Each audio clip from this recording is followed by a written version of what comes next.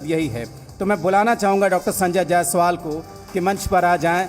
सांसद हैं, बिहार बीजेपी के वरिष्ठ नेता हैं और मैं इनसे सवाल जवाब की शुरुआत करूंगा। बता दें कि बिहार बीजेपी के पूर्व अध्यक्ष हैं, बिहार बीजेपी के वरिष्ठ नेता हैं और आपके लोकप्रिय सांसद हैं, लगातार जीतते रहे हैं। इनसे कई सारे सवाल हैं मेरे पास इनके लिए, और सवाल मेरे नहीं हैं, सवाल वो हैं जो आपके सवाल हैं, जो आप पूछना चाहते हैं वही सवाल यहाँ पर होंगे। और आपको बता दें कि सोशल मीडिया पर जो हमारे चैनल इस कार्यक्रम को लगातार लोग देख रहे हैं, चाहे वो फेसबुक हो, चाहे ट्विटर हो, चाहे यूट्यूब हो, और वहाँ पर जो भी सवाल आप रख रहे हैं उन सवालों को ही उठाकर मैं यहाँ पर पूछ रहा हूँ। सवाल हमारे नहीं हैं, सवाल आपके हैं, सवाल जनता के हैं। और हमारे बीच में डॉक्टर संजय जायसवाल हैं, मैं उनको ज्वाइन कर रहा हूँ। तो एक बार फिर से बता दें, डॉक्टर संजय जायसवाल हमारे बीच में हैं। बहुत स्वागत है संजय जी आपका इस कार्यक्रम में। क्या कहना चाहेंगे, ये आप लोगों को देखिए और इतना जो कार्यक्रम हो रहा है इतना बड़ा आपके इलाके में, इसके बारे में? जी, झारखंड बिहार का बहुत बहुत आभार है कि वह लगातार बिहार कैसे विकसित हो, बिहार में क्या संभावनाएं हैं विकास की, बिहार कैसे स्वयं आत्मनिर्भर बने, इसके लिए प्रत्येक ज़िलों में जा कर के, बहुत सारे ज़िलों में मैंने भी कार्यक्रम देखे हैं और सभी स्थानों पर जा कर के वहाँ के स्थानीय सभी क्षेत्रों के विशेषज्ञों से बात करना, उनसे उस इलाके के विकास की संभावनाओं के बारे में चर्चा करना, और एक जो बिहार झारखंड का ये जो आत्मनिर्भर बिहार का संकल्प है, इस संकल्प के साथ बिहार का प्रत्येक जनमानस जुड़ा हुआ है, क्योंकि हम सब चाहते हैं कि बिहार वैसे ही तरक्की करे जैसे इस देश के दूसरे राज्य कर रहे हैं। बहुत शुक्रिया संजय जी। ये बहुत मैं बात करूंगा, अभी बेतिया को लेकर भी बहुत सवाल हैं, बिहार को लेकर भी बहुत सवाल हैं, लेकिन पहला सवाल, मैं देख रहा था कि संसद का सत्र चल रहा था, आप बड़े सक्रिय थे और एक अविश्वास प्रस्ताव लेकर आया गया था। ठीक है, आप लोग कामयाबी मिली, लेकिन कई तरह के सवाल जवाब और कई तरीके के भाषण चले, उसमें बहुत आरोप प्रत्यारोप भी लगाया गया आपके ऊपर। मैं चूँकि संसद में भारतीय जनता पार्टी का मुख्य सचेतक रह चुका हूं और इसी टर्म में रह चुका हूं, प्रदेश अध्यक्ष बनने से पहले और उसके बाद भी लगभग 1 वर्ष तक रहा, तो जाहिर बात है कि मुख्य सचेतक के तौर पर जब मैं कार्य कर रहा था, तो आज भी इस तरह का जब कोई भी इशू आता है तो हम सब उसमें सबों की उपस्थिति सुनिश्चित करना, अपने तरफ से सभी चीज़ों को तैयारी करने का कार्य करते हैं। अविश्वास प्रस्ताव क्यों लगा, इसका तो मैं भी जवाब नहीं दे सकता हूं, क्योंकि जीवन में जीत और हार होते रहती है। आप कहीं भी किसी भी परिस्थिति में आप रहते हैं, आप जीतते हैं या हारते हैं। कोई जीवन में हारने से भी बहुत सारे भविष्य के लेसन्स मिलते हैं, लेकिन पहली बार मैंने देखा कि कोई हारने से पहले हट के चला जाए। जिन्होंने अविश्वास प्रस्ताव लगाया, जिन 58 सदस्यों ने खड़े होकर कहा कि मैं इस सरकार के इस काउंसिल ऑफ मिनिस्टर्स के प्रति अविश्वास प्रकट करता हूं, वह सब बिना वोटिंग कराए निकल गए। ये तो वैसा ही हुआ जैसे कि सब लोग बोलें कि आइए हम दो अखाड़े में एक दूसरे से उलझते हैं कि कौन ठीक है, कौन विजेता है, और आप जाने से पहले ही वॉक ओवर करके निकल जाएं। ये अफसोस की बात है। सभी की बातें जब सुनी गई, माननीय प्रधानमंत्री जी की भी बात सुनी जाती सभी विपक्ष के द्वारा, और उसके बाद वोटिंग होती। अविश्वास प्रस्ताव बिना वोटिंग के भारत में 27 बार अविश्वास प्रस्ताव लग चुके हैं। कभी भी ऐसा इतिहास नहीं है कि अविश्वास प्रस्ताव लगाने वाले स्वयं उठ के भाग जाएं। कम से कम गौरव गोगोई जिसके अविश्वास प्रस्ताव पे 3 दिनों तक चर्चा हुई, वह निकल करके अपना जिसने रिजोल्यूशन मूव किया वह खुद ही छोड़ करके चला गया। ऐसा तो भारत में क्या विश्व के इतिहास में कभी नहीं हुआ होगा। चलिए, कार्यक्रम तो बेतिया का है संजय जी, और सवाल बेतिया को लेकर करेंगे, लेकिन एक आप दिल्ली की बात पूछ लिया, पटना की बात करेंगे, उसके बाद बेतिया में आएंगे। उधर से हम लोग चल रहे हैं। तो ये जिस तरीके से दिल्ली में आप लोग एग्रेसिव रहते हैं, पटना में महागठबंधन एग्रेसिव रहता है, आप लोग कहते हैं कि हमारी सरकार बननी तय है, तीसरा टर्म मिलेगा, और यहाँ महागठबंधन वाले पटना में कहते हैं कि हम तो खाता नहीं खोलने देंगे लोकसभा चुनाव में। दोनों के अपनी अपनी सोच है। हमारी सोच है कि जो विकास के कार्य हम सबों ने किया है, जो बिहार के भी जो विभाग भारतीय जनता पार्टी के पास थे, चाहे वह सड़क हो, स्वास्थ्य हो, सारी चर्चाएं वहीं पर होती हैं। जो जदयू के विभाग थे, चाहे वह शिक्षा हो, चाहे जल संसाधन विभाग हो, इन सबों पर चर्चा मुझे तो कम से कम नहीं देखनी पड़ती है। हमारा विश्वास है कि भारतीय जनता पार्टी के कार्यकर्ता के तौर पर और माननीय प्रधानमंत्री श्री नरेंद्र भाई मोदी जी ने जो भी एक गरीब व्यक्ति से लेके गांव से लेकर के दिल्ली और विश्व पटल तक एक ही व्यक्ति है जो गरीब के घर के खाने की भी, मुफ्त राशन की भी चिंता करता है, और वही व्यक्ति है जो बोइंग और माइक्रोन जैसे दुनिया के जो सेमीकंडक्टर जायंट्स हैं उनको भारत लाने की चिंता करता है, जिससे कि भारत के युवाओं को ज़्यादा से ज़्यादा रोजगार के अवसर मिल सके। हम इस पर विश्वास रखते हैं कि 2025 में शासन में आएंगे। कुछ लोग हैं विरोधी दल, मैं तो आज भी कहता हूं कि आप अपना एजेंडा तो बताओ, आप आए हो तो क्या क्या विकास करोगे। मैंने तो हमेशा माननीय मुख्यमंत्री जी से अनुरोध किया कि मोदी जी 2014 में गए थे तो उन्होंने कहा कि मैंने बिहार को विकसित बनाया, मैंने गुजरात को विकसित बनाया, आप मुझे वोट दीजिए। नीतीश जी को भी पूरे देश में घूमना चाहिए कि मैं पूरे देश को बिहार जैसा बना दूंगा। उनको घूम करके कहना चाहिए, फिर जनता तय करेगी कि जनता को मोदी जी ने जो गुजरात में मुख्यमंत्री के तौर पे जो भी किया उसका नतीजा आज आप देख रहे हैं कि 2 बार पूर्ण बहुमत से सरकार बनाई। आज तक केवल हम सुनते हैं कि ये समीकरण, वो समीकरण, इस तरह से जातियों को हम इकट्ठा करेंगे।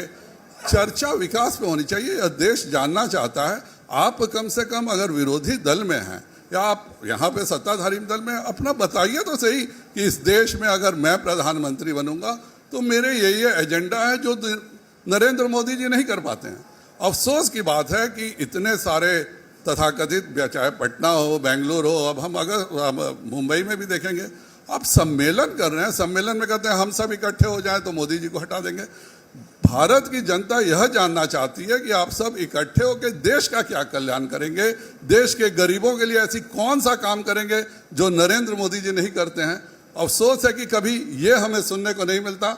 सुनने को यही मिलता है कि हम सब इकट्ठा होंगे तो मोदी जी को हटा देंगे। बिल्कुल। संजय जी, अब दिल्ली की बात हो गई, पटना की बात हो गई, अब बेतिया का ये कार्यक्रम है, अब आते हैं पश्चिमी चंपारण की तरफ।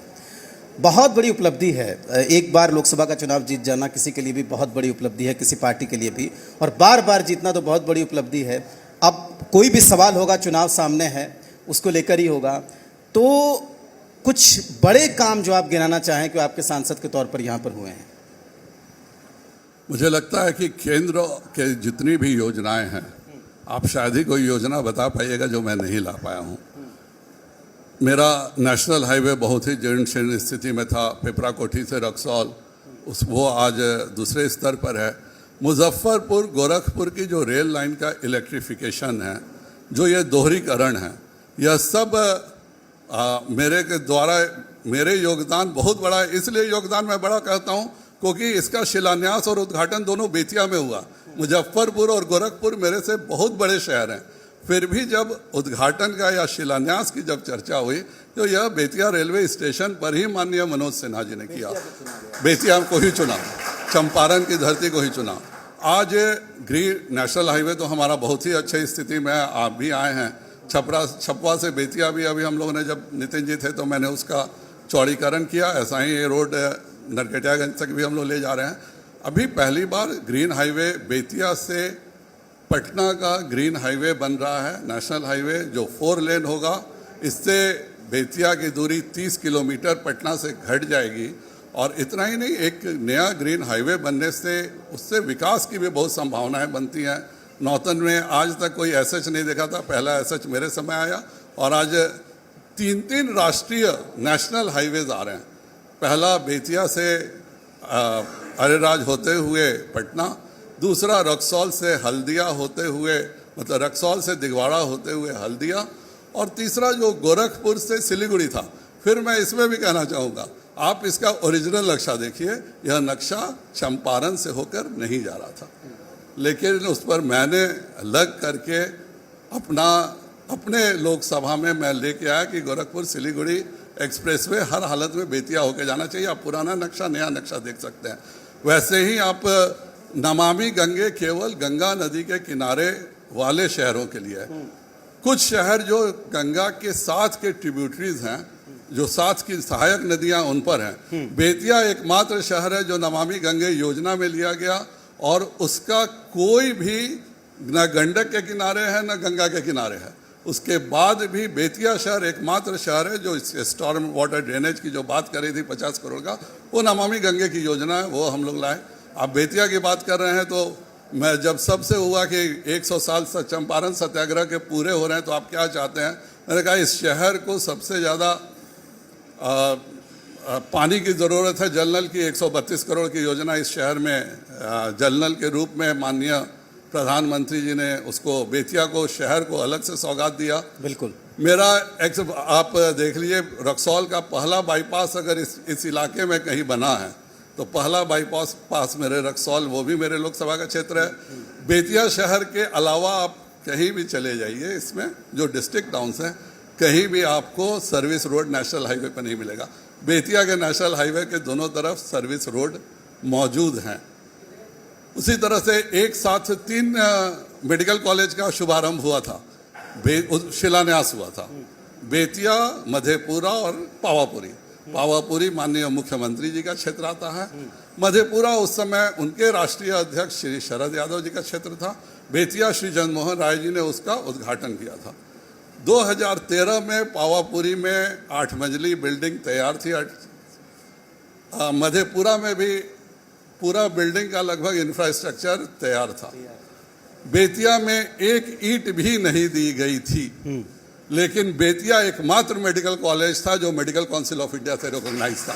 क्या बात। कुछ तो मेरा योगदान होगा कि जो मुख्यमंत्री का जो क्षेत्र है पावापुरी मेडिकल कॉलेज 2017 में मेडिकल काउंसिल से रिकॉग्नाइज होता है और बेतिया का मेडिकल कॉलेज 2013 से रिकॉग्नाइज होता है, जिसके कारण 15 में उस समय के स्वास्थ्य मंत्री यहाँ पे जो दिए हुए 50 करोड़ थे वो भी उठा के ले गए थे। हम लोगों ने धरना दे करके उस पैसे को भी वापस लिया और जिस दिन मंगल पांडे जी इसके स्वास्थ्य मंत्री बने, आज मैं कह सकता हूं कि बेतिया का अस्पताल सबसे अच्छी कंपनी के द्वारा सबसे अच्छे से बन रहा है। ठीक।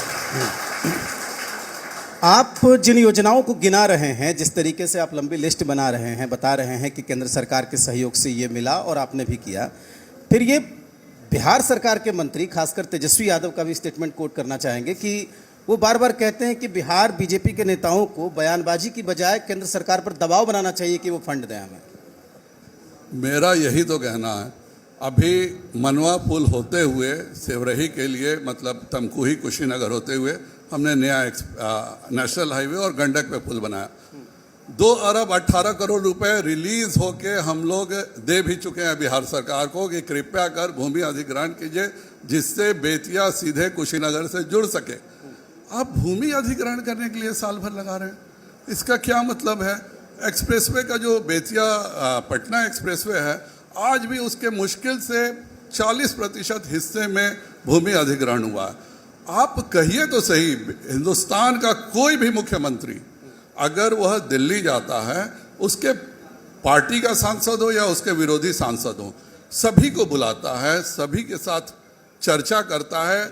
और बाकायदा मेरे तो 2009 में हम लोग विरोधी दल थे देश में, वहाँ पे गुजरात की सरकार थी। मैंने नरेंद्र मोदी जी को देखा है कि सभी सांसदों को आके, गुजरात के सांसदों को वह एक पूरा किताब देते थे कि ये योजनाएं केंद्र की रुकी हुई हैं, कृपया कर आप लोकसभा में उठा करके इसकी चर्चा कीजिए। हम लोग अगर विगत मोदी जी के 9 वर्ष की भी बात करें, हम 5 वर्ष तो हम उनके साथ रहे और मैं 14 वर्ष से सांसद हूँ। मैं आज तक इंतजार ही करते रह गया और 40 में 39 सांसद एनडीए के थे, बिल्कुल, अभी 1 साल पहले तक। हाँ, बिल्कुल। और उन्हीं के मुख्यमंत्री थे। हाँ। पर हम इंतजार ही करते रह गए। तो कोई तो ऐसा दिन होगा जब माननीय मुख्यमंत्री जी हमारे साथ आएंगे, हम सभी सांसदों के साथ बैठेंगे और बताएंगे उनको केंद्र की क्या समस्या। हम तो बिहार के लिए, कौन ऐसा बिहारी होगा जो बिहार के लिए लड़ने को तैयार नहीं होगा? बिल्कुल। चलिए संजय जी, बहुत शुक्रिया आपको कि आपने हमें समय दिया। मैं बुलाना चाहूँगा स्वप्निल जी को कि एक बार मंच पर आ जाएं। स्वप्निल सोनल हमारे रेजिडेंट एडिटर, जहाँ कहीं भी हो, आप आ जाइए मंच पे। मोमेंटो देकर हम सम्मानित करना चाहेंगे। संजय जी, बहुत शुक्रिया आपको कि अभी संसद सत्र में काफ़ी व्यस्त रहे और हमने बुलाया तो आ गए। और बेबाकी से हमारे तमाम सवालों का जवाब दिया, इसके लिए बहुत शुक्रिया आपको। हमारी टीम से गुजारिश है कि एक बार मोमेंटो देकर डॉक्टर संजय जायसवाल, सांसद पश्चिमी चंपारण, एक बार जोरदार तालियों के साथ हम आपका बहुत धन्यवाद करते हैं, आभार करते हैं कि आपने समय दिया। और जाहिर सी बात है कि जिस तरीके से आपने हमें समय दिया। अब मैं बुलाना चाहूँगा दीपक यादव, बीजेपी के नेता हैं, कारोबारी हैं, बिल्कुल। अब मैं बुलाना चाहता हूं दीपक जी को। दीपक यादव बीजेपी के नेता हैं, कृपया मंच पर आ जाएं। अब उनसे चर्चा की हम शुरुआत करेंगे। दीपक यादव।